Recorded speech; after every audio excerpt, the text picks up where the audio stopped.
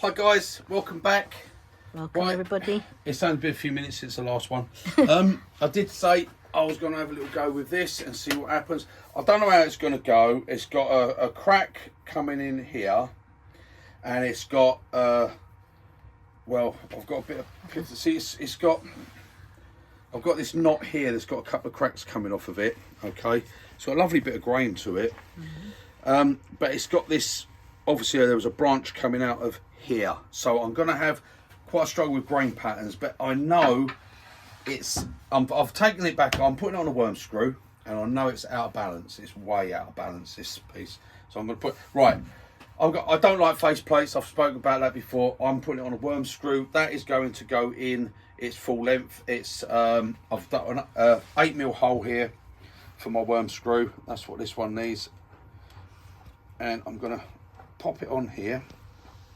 Now, like I said, when I'm turning things like this, I like a worm screw. It's what I like to do. Right, there we go. That's coming up. I'm going to put my lock in, lock it off. I'm going to come up. I'm going to go tight. I'm going to back it off. Just I need to go a little because it's been on and off because I wanted to test it. Right, I'm just nip it. That's it. I'm just nipping it because that's going to tighten. As soon as I make a few cuts, as that comes down and goes bang on the toilet, that's going to tighten up more. So don't worry about it. Now there's the problem. What we spoke about before. Okay, it's got nothing to do with how big this piece is. That's the problem. Look. There. That. It's all this side has got to come off before I can get any real. I know I'm not going to get a good speed on this. Not to start with, anyway. Not to start with. I'm going to have to get rid of some of this, so it's going to be turning pretty slow, but it is a sizable piece, so the speed will make the outside will be going a lot faster than the actual spindle speed anyway, so that should be all right. So I'm going to start off with that about there. Make sure everything's clearing.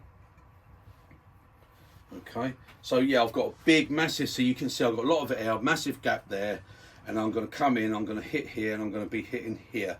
I think I can actually come in a little bit closer actually. I want my tool rest as close, no, see it's that bit there. As close as I can.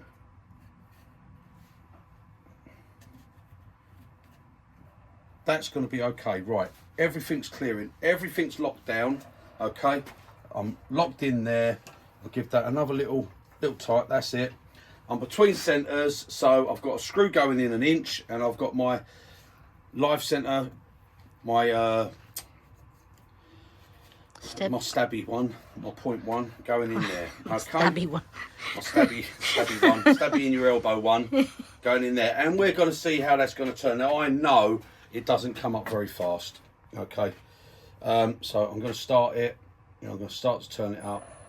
There we go, and we will get to. You can just see the lathe starting to move a little bit. It's way out of balance. 621. Right, there we go. Whoa, there we go. So as soon as I get to 690, it goes berserk. Now I did go through that, and I got it up. It was only when it got to about 1200 that it stabled enough. But I'm not going to do that. I'm going to take some edges off of this first, like this. Get that big lumpy bit off while it's nice and steady, and old drafty drawers ain't getting shaken about. So I'm going to put my face shield on. Lisa's going to put hers on. Right, and I'm going to use, because I don't want to get beaten up by it, I'm going to use my big heavy gouge. Now this is my bowl gouge, my 3/4 inch bowl gouge, that I've taken the flute down a bit on it to get it to act like a spindle gouge. Okay, and I'm just going to come in here and take a few cuts here.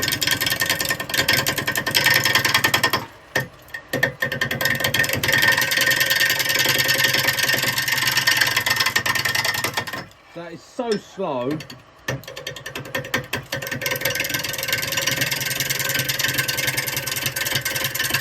I've got to take my time with it.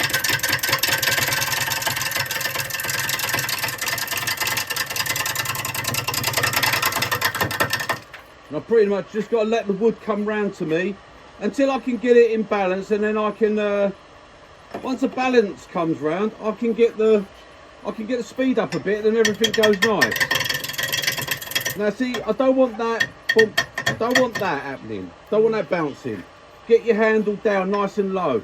Come in with it closed, get there, roll it, get your bevel in contact and get your... See, there's no beating up, I'm not getting beaten up, it's quite comfortable actually. Because my wood's slicing down on this edge, so I'm slicing it, I'm cutting it.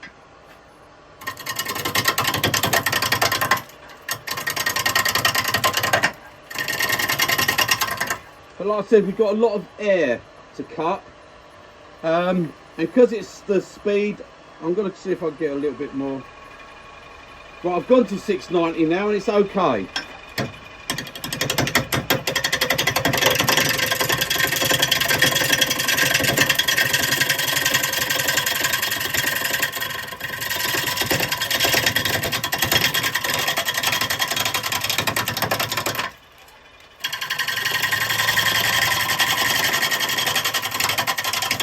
Just that 50 RPM extra just helps to get it that little bit quicker. I just want to get, I've got to get this edge off.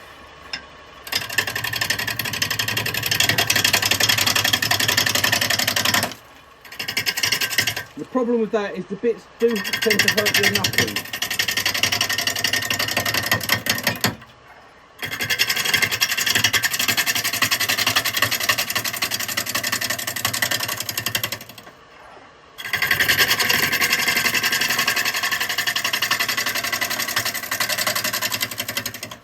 And that is so slow. What I've got to watch is not, I don't fall asleep. I'm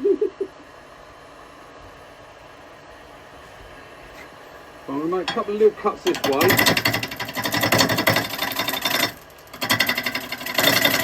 Right, see how, if I come here, get that bit of bounce. If I drop my handle real low, then I don't get a bounce and it's cutting. I start to get a nice cut. But with this tool, it's going to take quite big cuts, see? Right, let's see now if I can come back round here to the bottom. And if I can get the speed up a bit more. So I've taken a big chunk of that off. Now look, we're at 800 now. There's no, don't want 900. Come back down. Right, take that up slower again. We're at 800, 840. Right, okay.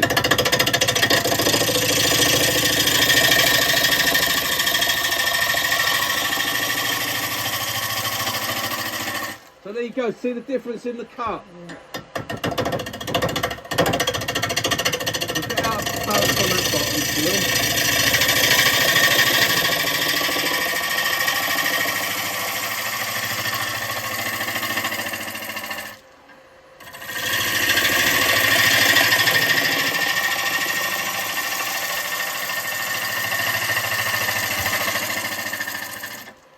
Right, let's I can put this back down here now because I'm not worried about it going anywhere. Let me stop and have a look.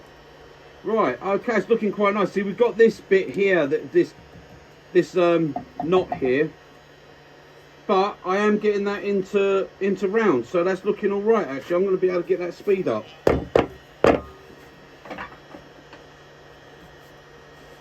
I should be able to get that speed up very soon because that's coming up round. Let me see. Right, we're 9:15 now. Every 50 RPM is going to help.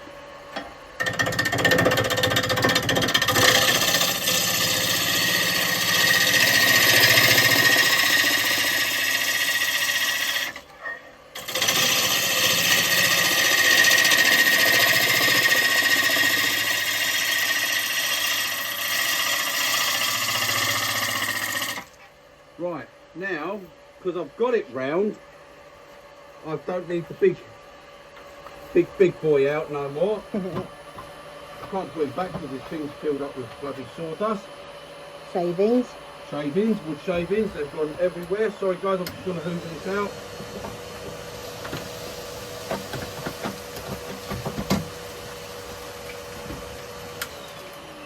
Would show they're going in any little hole, wouldn't they? Right, okay, so now I'm going over to my 5/8 spindle gouge. Okay, and I'm going to be using that.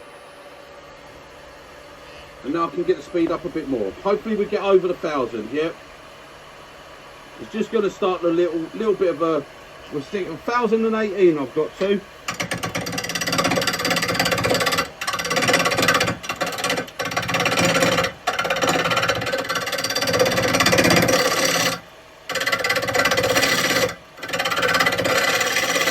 It's got to be a bit bouncy here because I'll let you see that actually. Look, that's why that's bouncing a bit. But I've got to get rid of all this bark bit, otherwise, because I'm going to come up to about there for the bottom. Okay, so I've got to get rid of that bit, and that's the only reason it's bouncing, because I've got this big void here.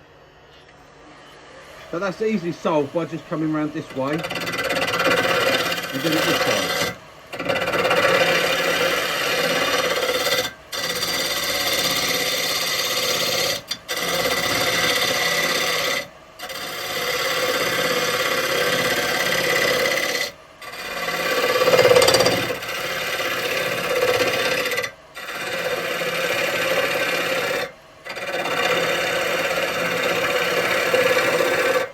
What I'm doing is I'm picking up my cut with my bezel on.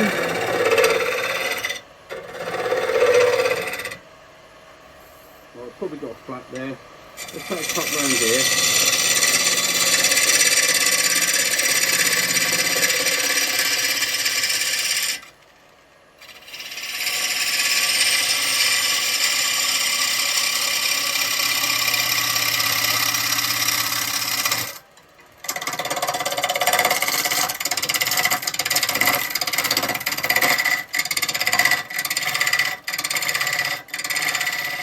So I'll take that end off so it doesn't burst out.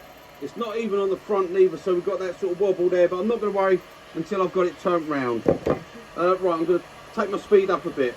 It's in balance, should be more in balance now. Just going to go a little bit. I'm going to go through that. Right, 30, no, I can't do 13. 14. Now, and everything's nice and stable now, nice and steady. We're at 1,418.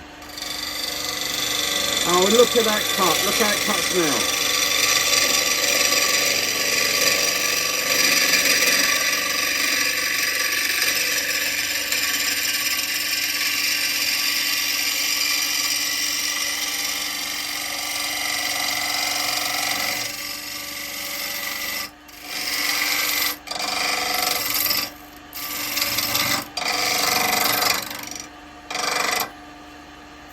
Right, so much better on the cut.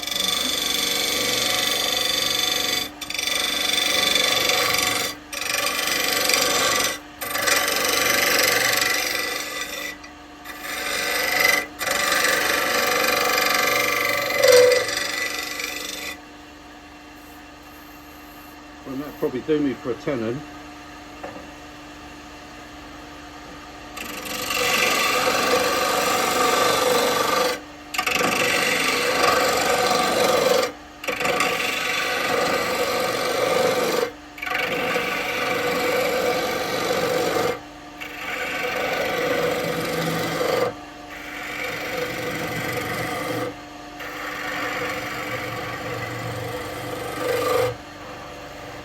What I'm going to do is come in there, I'm going to nip that off.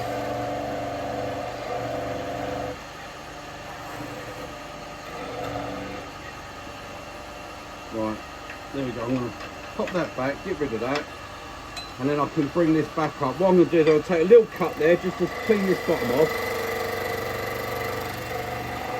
I've still got quite a big chunk of wood here and I'm only on that worm screw. So I've got to take this nice and easy.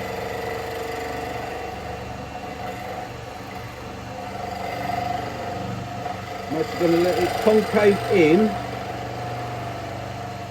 which might seem a bit strange, but there's a reason. Now if I concave that in, like so, now the reason I've done that, okay,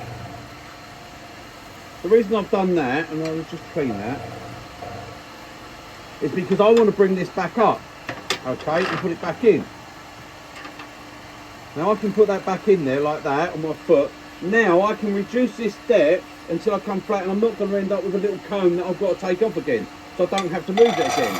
And because I've got that tail stop support now, I can come in quite aggressively, and see, it gets rid of that bit. I'll just have that tiny little bit there that's just there, gone. That's it, and it leaves it smooth. And I've got my foot. Now, I'm going to put that in my 4-inch jaws there, so I know they're deep enough to take that. I'm going to, if they're not dovetailed, but what I'm going to do, I'm going to put a tiny little dovetail on. Okay, it's got a very slight dovetail to it. And I'm just going to bring its depth down just a tiny bit. I don't need as big as that. I say it's not the size of the tenon, it's the hold you got.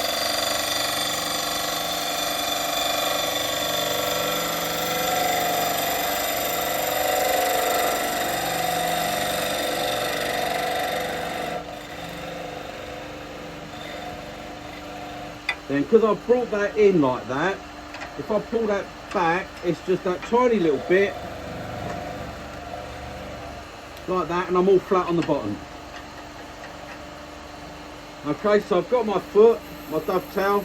I think that's all right. Let me have a look at it. Don't think it's got any bark on it. No. So I've got my foot there. Okay. Now I can do the little bit of shaping on the bowl, and all will be good. Could probably do a sharpen up actually, because I've done a bowl before with this.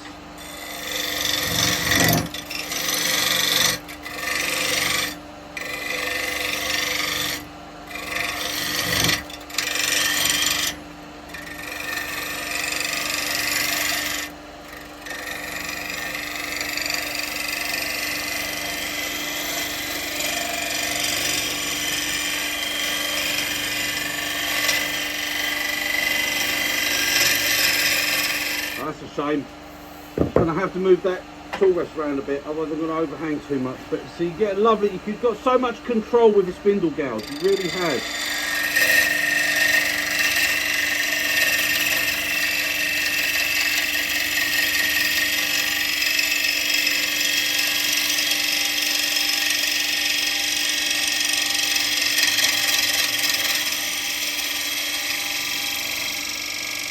Real nice and straight at the end. Come in. That's only bouncing there because the front of it isn't level, okay, isn't rounded. That feels alright actually. I've got a little bump there, but I don't know about, I'm thinking I'll keep that there. I don't know whether I want it totally coming up.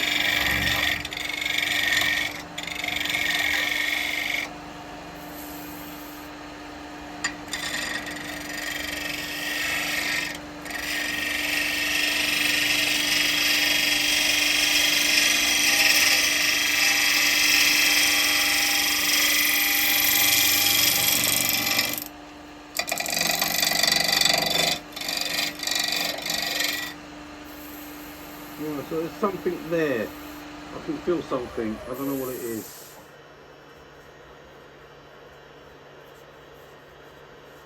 Right, okay. There's a little bit of a tear there. That's because I've got a knot there, so I'm getting bounced off of that because it's really hard, which is causing that to get that there.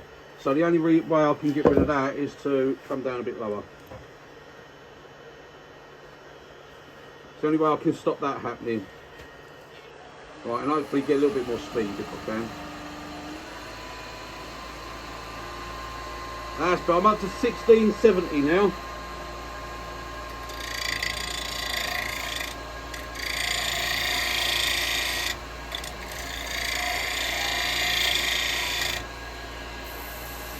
Yeah, that's better, gets rid of it, see?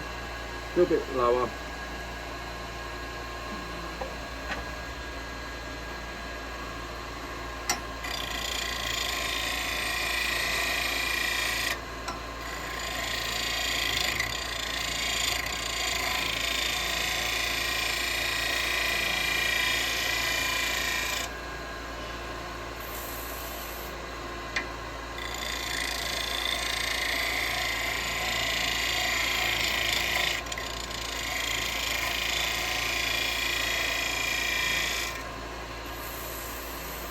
Right, I've got a tiny bit just there.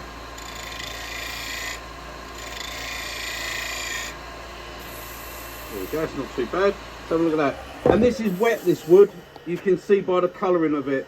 Right, we got rid of, yeah, that torn grain's gone. See so many people, so many times people say about, I've got a little chip there, chip. That's that, there's a knot bit there, look, you can see what that bit is.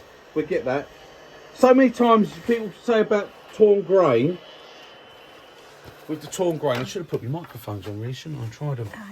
Oh, Oh, bugger. shavings everywhere. Yeah.